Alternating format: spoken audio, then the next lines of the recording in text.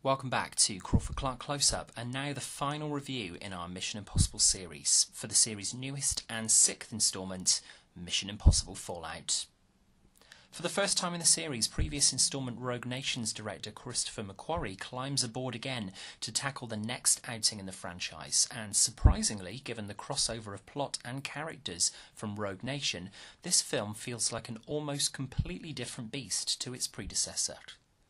We open with a haunting wedding sequence with Sean Harris's now bearded Solomon Lane marrying Ethan and Michelle Monaghan's Julia from Mission Impossible 3 in what turns out to be a dream sequence, and Ethan receives his mission brief on a projector film, which ties into the Syndicate, harking back to the previous film, and a subgroup called the Apostles, who are preaching an edict from the organisation: the greater the suffering, the greater the peace. Hunt, Benji and Luther are in Berlin trading money for plutonium. Things are going smoothly until the plutonium is whisked out of the IMF's possession as the traders hold Luther at gunpoint. Hunt chooses to keep his team alive and forego the plutonium, but his actions come back to haunt him and cause repercussions for the IMF, as CIA Chief Erica Sloan, played by the fabulous Angela Bassett, new to the series, instructs IMF's Hunley, Alec Baldwin, that she'll be sending her man alongside Hunt to retrieve the plutonium in order to avert global destruction. Sloan instructs her agent that whatever the cost, the CIA must retrieve the plutonium and it must not get into the hands of the IMF. After one of the longest pre-title sequences in the franchise so far, we launch into Fallout's title sequence, featuring moments from later in the story and new composer Lorne Balfe's explosive new score. The title sequence is colourful and loud, incorporating the now world-famous Mission Impossible main theme originally composed by the great Lalo Schifrin, and gets us pumped for the film to come. From here we get August Walker of the CIA, brought to the screen by moustache-wielding Henry Superman Cavill, teaming up with Ethan Hunt, and within minutes they're both performing a halo jump into the night sky to their next location. This is the first of a large number of impressive stunts in the film that Cruise and Cavill actually performed themselves.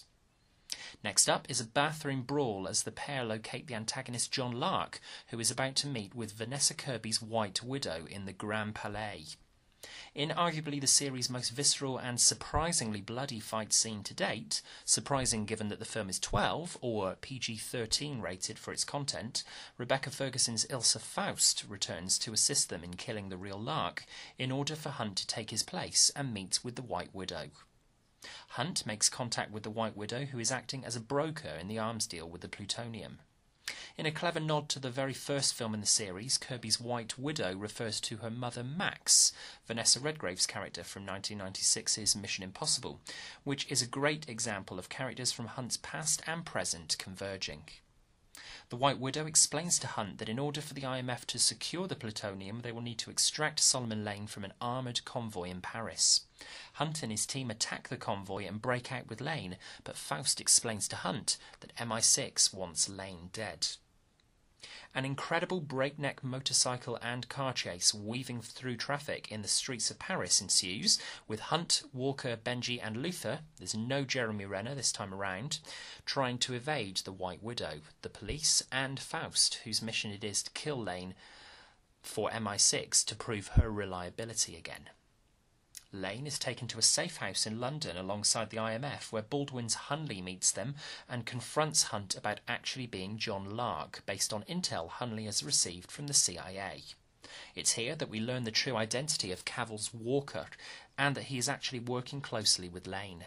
The whole conversation is overheard by the IMF. Walker is unmasked in a brilliantly conceived crowd-pleasing moment. Lane and Walker subsequently make their escape.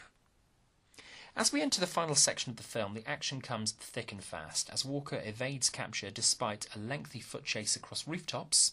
This is where Cruise actually broke his foot for real whilst making the film, and the film takes us to the gorgeous New Zealand landscape, doubling for Kashmir, and a medical camp, where Lane is planning to detonate a weapon that will ultimately contaminate the water supply of Pakistan, India and China, affecting a third of the world's population. Time for Hunt. After a brief reunion with wife Julia, the wonderful Michelle Monaghan returns to the series here to take off after Walker, who is airborne, getting away from the site with the detonator. Hunt manages to climb up from the base of a second helicopter to overcome the pilot and make for Walker in a truly gripping set piece in the series' best finale to date. This is our Crawford-Clark close-up standout scene. Traversing the UK, New Zealand, Norway and the United Arab Emirates, the film was shot over a period of 11 months between 2017 and 2018 and boasts some of the most incredible cinematography in an action movie of recent years from Rob Hardy. The acting is A+ from all involved, and although some new additions, Vanessa Kirby most notably, are afforded very short screen time, this is a high adrenaline adventure that ranks as one of the most satisfying action films of all time. It's clear to see why Cruise and co are getting all the praise for Fallout. This is tense and enthralling throughout, and the pace never lags. Despite Hunt's injuries at the end of the film, we know that he's loyal to the IMF, and this isn't the last we've seen of this character and his team.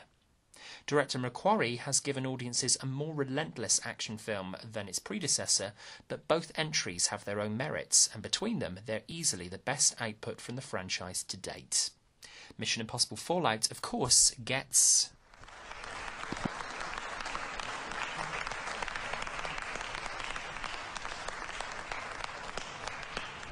So that's the lot. 22 years of movies, 6 in the can so far. So where can Cruise take the IMF from here?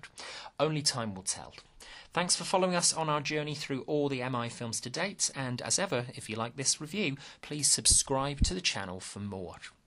You can find Crawford-Clark Close-Up on Facebook and Twitter, and you can also drop us an email with your suggestions for the channel, crawfordclarkcloseup@gmail.com.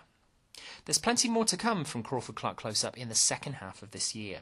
With Halloween only a few months away and the release of the new instalment in the franchise, we'll be celebrating 40 years since the original, with a look back over each of the films so far.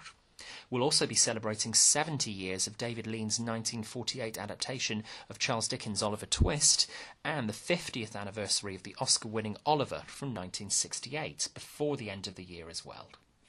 There's plenty more to come from Crawford-Clark Close-Up, so please subscribe if you haven't done so yet. Thanks for watching, and until next time, that's a wrap.